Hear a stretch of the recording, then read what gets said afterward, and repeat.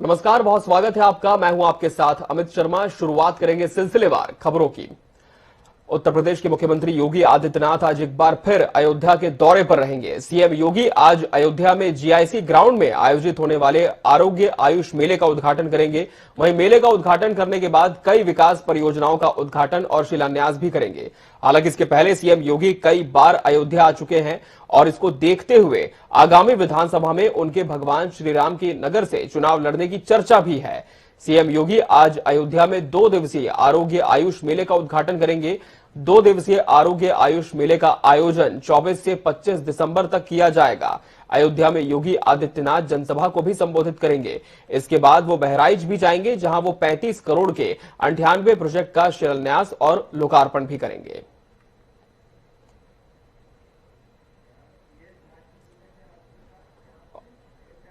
और सीधा रुख कर लेंगे अयोध्या का। हमारे सहयोगी बीएस लाठी हमारे साथ जुड़ चुके हैं। बीएस, निश्चित तौर पर मुख्यमंत्री योगी आदित्यनाथ का एक खास जुड़ाव अयोध्या से है। आज जब अयोध्या पहुंचेंगे तब मेले का भी उद्घाटन करेंगे, विकास कार्यों का भी लोकार्पण करने जा रहे हैं। कब तक पहुंचेंगे अयोध्या और क्या कुछ तैयारी उनके इस पूरे दौरे को लेकर? देखिए अमित, जैसे आपने कहा कि मुख्यमंत्री जो सूबे के मुखिया है योगी आदित्यनाथ का है, लगभग 40वां वार का दौरा है। और ये मेरे पीछे जो कार्यक्रम है विनीत गोपाल दास जी का श्री राम सत्संग भवन, ये श्री राम सत्संग भवन है। सूबे के जो मुखिया हैं वो 11 बजे आ जाएंगे और मैं अपने कैमरे के माध्यम से भी दिखाऊंगा कि यहाँ की जो तैयारियां हैं, यहाँ साधु संत हैं, यहाँ जो तैयारियां हैं, जो स्वागत होगा, बंधन होगा, ये जो मंच है संतों के बीच में, जो सूबे के मुखिया हैं योगी आदित्यनाथ आएंगे। 2 दिवसीय जो आयुष मेला है उसका उद्घाटन भी करेंगे और मेडिकल कॉलेज का शिलान्यास भी करेंगे। आयुष मेडिकल कॉलेज का यहाँ की जो तैयारियां हैं वो बिल्कुल पूरी हो चुकी है अमित जी। बिल्कुल। वहीं यदि इस पूरे शेड्यूल की बात की जाए बीएस, तो क्या कुछ शेड्यूल रहने वाला है मुख्यमंत्री का? अयोध्या कब तक पहुंचेंगे और फिर पूरे कार्यक्रम के दौरान कब तक उनके अयोध्या में रहने का भी प्रोग्राम है? देखिए 11 बजे उनका उड़न खटोला हवाई जहाज एयरपोर्ट पे पहुंचेगा। 11 बजे से लेकर 1:35 तक, यानी पूरे 2.5 घंटे का इनका लगभग कार्यक्रम है। वो अयोध्या हनुमानगढ़ी राम जन्मभूमि दर्शन भी करेंगे और अयोध्या के संतों से मुलाकात करेंगे। और जीआईसी में जो सभा है, जीआईसी में लोग हैं, जो सभा है, सभा को भी संबोधित करेंगे और एक आयुष मेडिकल कॉलेज का शिलान्यास भी करेंगे जी। जी, आगे भी आपसे इस पूरे दौरे को लेकर, कार्यक्रम को लेकर अपडेट लेते रहेंगे बीएस। फिलहाल बहुत शुक्रिया आपका हमसे जुड़कर तमाम तस्वीरें पहुंचाने के लिए। तो जिस तरह से हमारे सहयोगी मुख्यमंत्री बता रहे थे कि मुख्यमंत्री का दौरा काफी मायनों में अहम है और लगभग 11 बजे का वक्त निर्धारित है उनके अयोध्या पहुंचने को लेकर। लगभग 2.5 घंटे का पूरा कार्यक्रम होगा। इस दौरान कई विकास कार्यों का लोकार्पण और शिलान्यास भी करेंगे मुख्यमंत्री योगी आदित्यनाथ।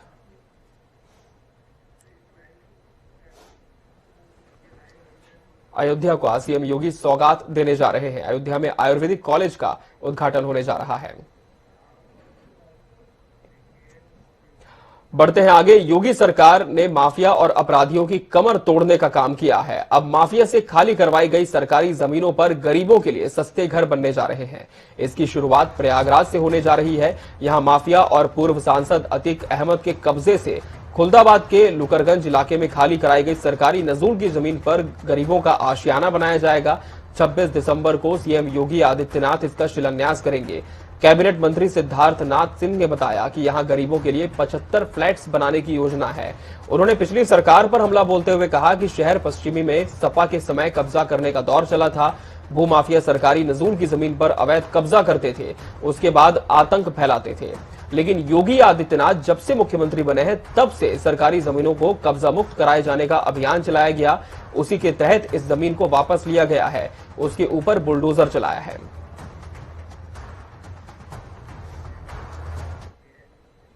आज डिप्टी सीएम दिनेश शर्मा फतेहपुर जिले के दौरे पर रहेंगे। फतेहपुर में दिनेश शर्मा संयुक्त शिक्षा निदेशक, क्षेत्रीय उच्च शिक्षा अधिकारी प्रयागराज और डीआईओएस फतेहपुर के साथ बैठक करेंगे। इसके बाद सुबह 11:30 बजे जन विश्वास यात्रा मखेश्वर जहानाबाद फतेहपुर में शामिल होंगे।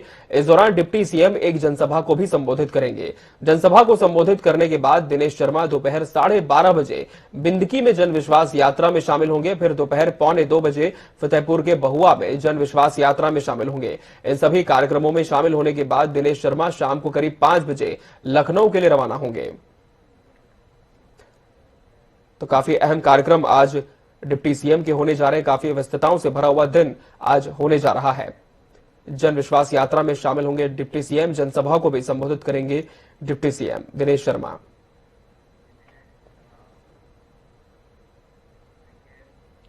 कोरोना के नए वेरिएंट ओमिक्रॉन के बढ़ते मामलों को देखते हुए इलाहाबाद हाई कोर्ट ने गुरुवार को पीएम मोदी और चुनाव आयुक्त से यूपी चुनाव टालने और रैलियों पर पाबंदी लगाने का आग्रह किया है। इलाहाबाद हाई कोर्ट ने कहा कि राजनीतिक पार्टियां समाचार पत्रों और टीवी के माध्यम से प्रचार करें और चुनावी सभाएं रैलियों को रोका जाए, इसके लिए कड़े कदम उठाएं। जस्टिस ने कहा कि पीएम मोदी चुनाव टालने पर भी विचार करें, क्योंकि जान है तो जहान है। कोर्ट ने कहा कि अभी पिछली दूसरी लहर में भी हमने देखा है कि लाखों की संख्या में लोग कोरोना संक्रमित हुए और जानें गंवाई।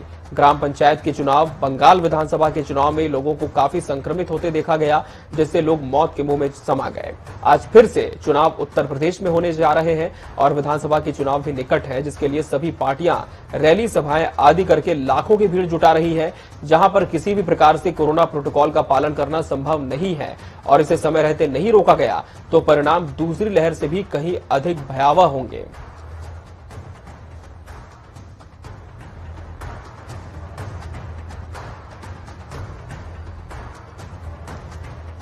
और सीधा रुख कर लेंगे लखनऊ का। हमारे सहयोगी अनूप कुमार सिंह हमारे साथ जुड़ चुके हैं।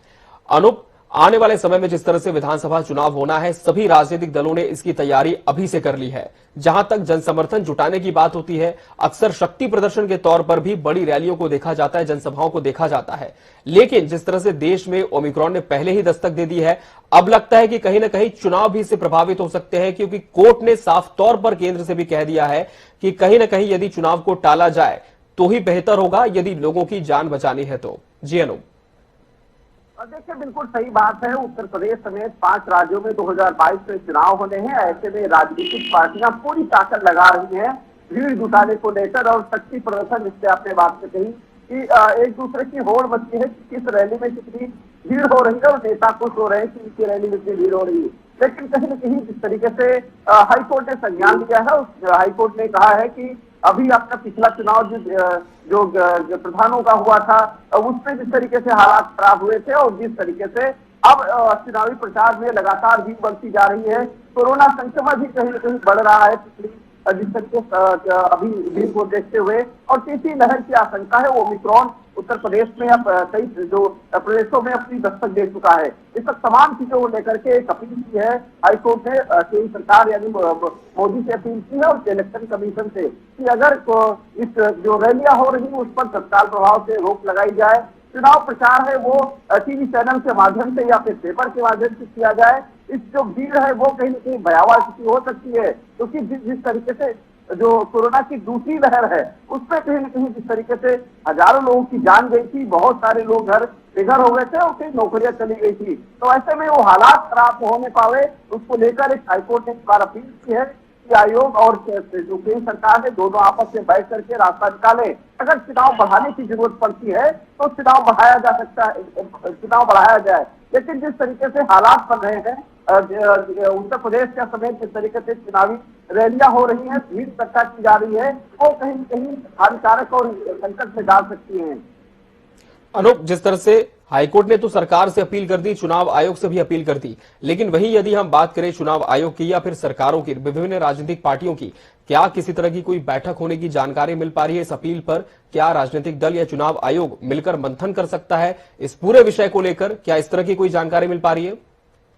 देखिए, अभी तक राजनीतिक दलों से जिस तरीके से इस मामले पर बात हुई, अभी तक कोई विचार नहीं हुआ है। लेकिन यह है कि जिस तरीके से जब केंद्र में जब नरेंद्र मोदी हो सकता है इस मामले पर, क्योंकि प्रधानमंत्री है, आयोग भी क्योंकि जब कोर्ट ने कहा है तो जरूर संज्ञान लेगा इस मामले पर। बीच में व्यवस्था होगी, बैठक करने के बाद भी निर्णय होगा।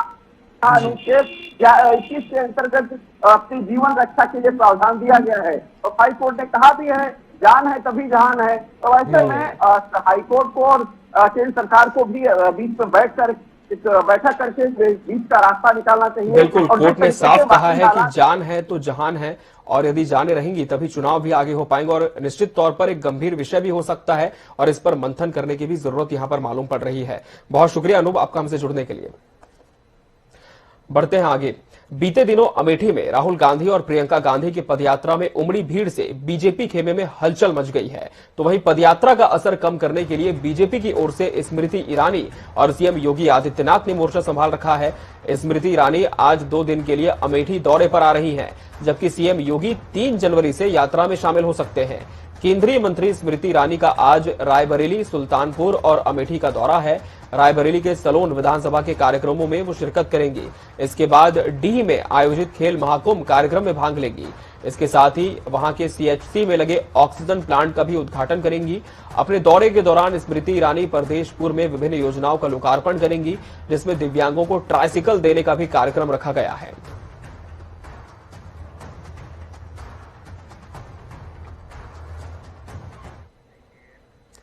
बसपा सुप्रीमो मायावती ने एक बार फिर प्रदेश संगठन में बड़ा फेरबदल किया है। नए चेहरों को बड़ी जिम्मेदारी दी गई है, जबकि पुरानों को महत्वपूर्ण पदों से हटाया गया है। कई जिलों और मंडल में बड़े बदलाव किए गए हैं। कानपुर बुंदेलखंड क्षेत्र एक बार फिर से नौशाद अली के हवाले किया गया है। अब वे मुख्य सेक्टर प्रभारी के तौर पर एमएलसी भीमराव अंबेडकर के साथ जिम्मेदारी निभाएंगे। बीते दिन लखनऊ में हुई बैठक में बसपा ने प्रदेश के सभी 18 मंडलों के इंचार्ज और 75 जिलों के अध्यक्षों को बुलाया। इस बैठक में बसपा सुप्रीमो ने 2022 विधानसभा चुनाव की रणनीति समझाई। इस दौरान मायावती ने बीजेपी और कांग्रेस पर जमकर निशाना साधा। उन्होंने कहा कि भाजपा और कांग्रेस को एक ही थाली का चट्टा बट्टा कहा जाता है। भाजपा सरकार विपक्षी पार्टियों की फोन ट्रैप करा रही है। ईडी, इनकम टैक्स और सीबीआई का डर दिखाया जा रहा है।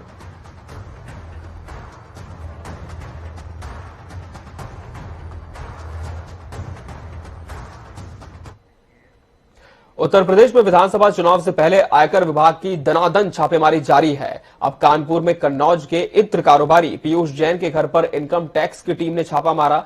यह कार्रवाई कानपुर में उनके निवास आनंदपुरी पर की गई। जानकारी के मुताबिक आयकर विभाग की टीम उनके घर पर कार्रवाई के दौरान नोट गिनने की मशीन लेकर पहुंची।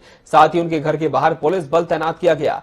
छापे की इस कार्रवाई को एक दिन पहले शिखर पान मसाले में हुई रेड से जोड़कर देखा जा रहा है।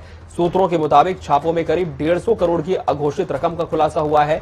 90 करोड़ रुपए नकद मिले हैं। इसी क्रम में कन्नौज में एक घर सीज किया गया है, जो इत्र कारोबारी पीयूष जैन का ही है। कानपुर में नोट गिनने वाली 4 मशीनें मंगाई गई। साथ ही देर रात तक टीमें छानबीन करती रही। अंदाजा इसी बात से लगाया जा सकता है कि विभाग को नोट गिनने के लिए 4 मशीनों का सहारा लेना पड़ा। ये मशीनें देर रात तक उनके आवास पर ही थी। जांच में यह भी सामने आया है कि कारोबारी की 2 कंपनियां अरब देशों में हैं, 6 कंपनियां देश में पंजीकृत हैं।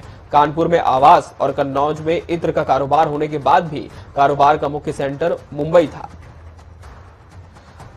तो काफी बड़ी कार्रवाई को अंजाम दिया गया है और नोट गिनने की मशीन का सहारा लेना पड़ा। इसके चलते आप अंदाजा लगा सकते हैं कि रकम कितनी बड़ी मात्रा में यहां पर टीम ने बरामद की है। और सीधा रुख करेंगे, हमारे सहयोगी अभिनव श्रीवास्तव हमारे साथ जुड़ चुके हैं। अभिनव, निश्चित तौर पर एक बड़ी कार्रवाई के तौर पर इसे देखा जाएगा। अभी तक क्या पूरी अपडेट निकलकर सामने आ पाई है इस पूरी कार्रवाई को लेकर? क्या कार्रवाई अभी जारी है या फिर जो भी दस्तावेज खंगाले जा रहे थे उनका काम अब पूरा हो चुका है? जी बिल्कुल, आपको बता दूं कि कार्रवाई अभी भी जारी है। देर रात तक नोटों की गिनती होती रही है और लगभग जिस तरह से इनकम टैक्स ने सूचना दी है कि 3 करोड़ 9 लाख रुपए की जो धनराशि है वो गिन ली गई है और लगातार गिनती जारी थी। अभी इनकम टैक्स ने ये सूचना जरूर दी है कि 150 करोड़ तक की नकदी ये आनंदपुरी स्थित पीयूष जैन के ठिकाने पर मिली है, लेकिन जो पुष्टि की है वो 3 करोड़ 9 लाख की है। और इसके बाद आपको ये भी बता दूं कि आयकर विभाग ने जो छापेमारी की सूचना थी तो छापेमारी पर पहले तो हाँ कर दी थी, लेकिन इसके बाद बता दिया है कि विभाग से यानी आयकर विभाग से छापेमारी का कोई लेना देना नहीं है, संबंध नहीं है। ये पूरी कार्रवाई डीजीजीआई की थी और डीजीजीआई ने 2 दिन पहले शिखर गुटका में जब छापेमारी की थी तो वहीं से उसको कई ऐसे दस्तावेज मिले थे, जिसके बाद जब डीजीजीआई की टीम कड़ी से कड़ी दौड़ती गई तो शिखर गुटका के जो ट्रांसपोर्टर थे प्रवीण जैन, उनके ठिकानों पर पहुंची और वहां पर लगभग 200 से ज्यादा फर्जी इनवॉइस और ईवे बिल मिले, जिसके बाद इत्र कारोबारी पीयूष जैन भी जांच के दायरे में आ गया। और जब डीजीजीआई की टीम ने इत्र कारोबारी के ठिकाने पर और उसके निवास पर छापेमारी की तो इतनी बड़ी मात्रा में जब नकदी मिल गई तब उसके बाद आयकर विभाग को सूचना दी गई है और साथ ही साथ स्टेट बैंक के अधिकारियों को सूचना दी गई है। जब नकदी मिलने की सूचना पर आयकर विभाग वहां पहुंची है तो अब आयकर विभाग नकदी के स्रोतों का पता लगा रही है और कुछ ही देर में हो सकता है कि खुलासा भी कर दिया जाए कि इतनी बड़ी मात्रा में ये जो 150 करोड़ रुपए बताए जा रहे हैं, आखिर ये इसका स्रोत क्या था और ये कैसे पीयूष जैन ने इतनी अघोषित संपत्ति बनाई है। जी बिल्कुल, इस कार्रवाई पर आगे भी आपसे अपडेट लेते रहेंगे। अभिनव, फिलहाल बहुत शुक्रिया आपका हमसे जुड़ने के लिए। बढ़ते हैं आगे। एक तरफ जहां भाजपा राम मंदिर निर्माण के सहारे अपने खास वोट बैंक को साधने में जुटी है, वहीं अब लगातार दूसरी तरफ विपक्ष राम के नाम पर मंदिर निर्माण के आसपास जमीन खरीद विवाद को लेकर सरकार को घेरने में जुट गया है। दरअसल इस जमीन खरीद मामले को कांग्रेस और अन्य विपक्ष पार्टियां अब मुद्दा बनाने में जुटी हैं और इस घोटाले को लेकर एक बार फिर यूपी के विधानसभा चुनाव से ठीक पहले सियासी पारा भी चढ़ गया है। मुख्यमंत्री योगी आदित्यनाथ ने मामले की जांच के आदेश दिए हैं। आपको बता दें कि अयोध्या पर सुप्रीम कोर्ट के फैसले के बाद अफसरों के रिश्तेदारों के नाम पर जमीन खरीद फरोख्त मामले में कुछ और तथ्य सामने आए हैं। अनुसूचित जाति के रोघई ने महर्षि रामायण विद्यापीठ ट्रस्ट को जो जमीन दान दी थी, इसके बाद ट्रस्ट ने 15 लोगों को लगभग 17 एकड़ जमीन बेच दी। अब सामने आया है कि अफसरों के रिश्तेदारों ने जो जमीन ट्रस्ट से खरीदी है वो रोघई की ओर से दान की जमीन नहीं है। आपको बता दें कि रोघई को ट्रस्ट का भरोसेमंद बताया जा रहा है। आरोप है कि ट्रस्ट ने पहले रोघई के नाम पर दलितों से जमीन खरीदी और फिर उसी जमीन को 1996 में दान पत्र के जरिए ट्रस्ट के नाम करा लिया।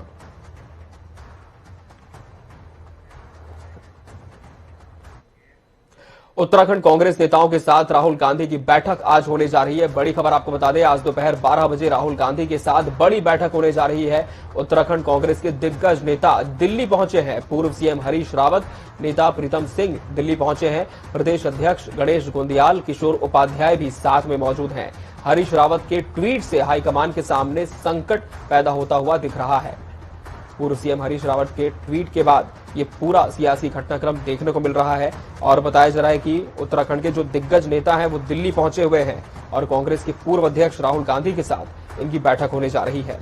कहीं ना कहीं उत्तराखंड का जो सियासी संकट है उससे अब कांग्रेस उभरने की कोशिश करेगी, खासकर जिस तरह से हरीश रावत ने पोस्ट किया था और चुनावी रूपी समुद्र को लेकर जिस तरह से उन्होंने ट्वीट लिखा है। उन्होंने लिखा था कि चुनावी रूपी समुद्र को तैरना है और संगठन के सहयोग का हाथ बढ़ाने के बजाय या तो मुंह फेर कर खड़ा है जिस समुद्र में तैरना है। सत्ता ने वहां कई मगरमच्छ छोड़ रखे हैं और इस ट्वीट के कई सियासी मायने भी निकाले जा रहे हैं।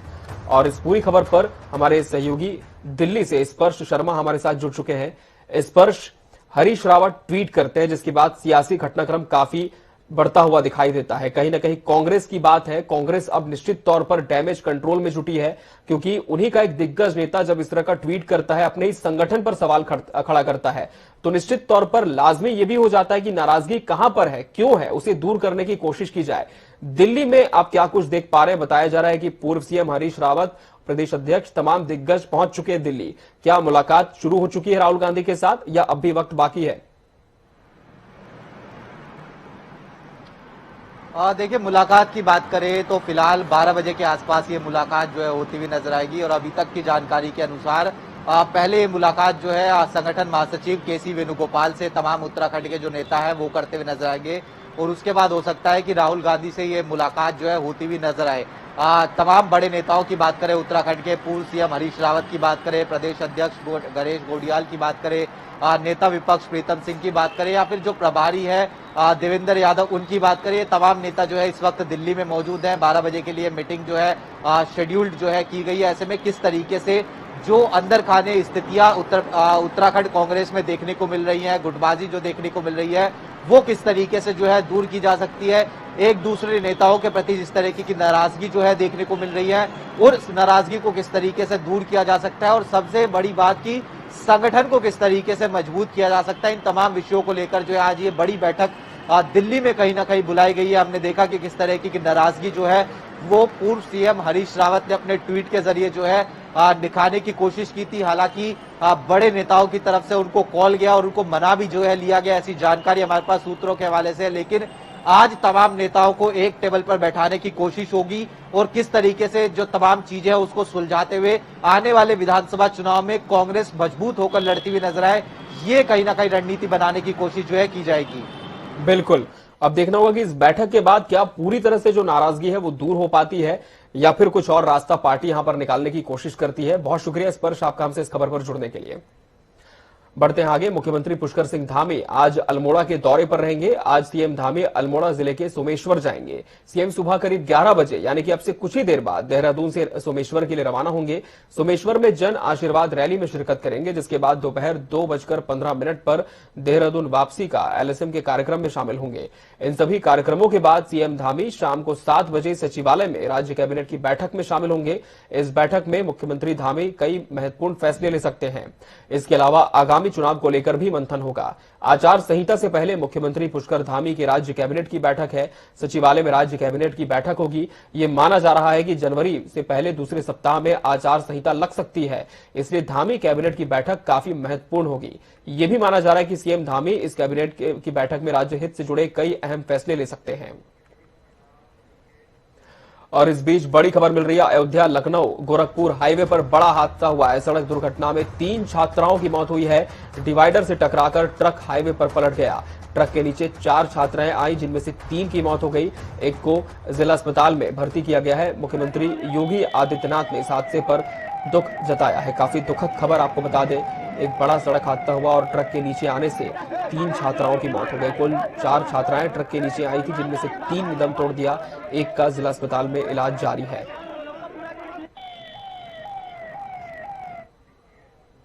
इसी के साथ मुझे दीजिए इजाजत। खबरों का सफर लगातार जारी है जनता टीवी पर। नमस्कार।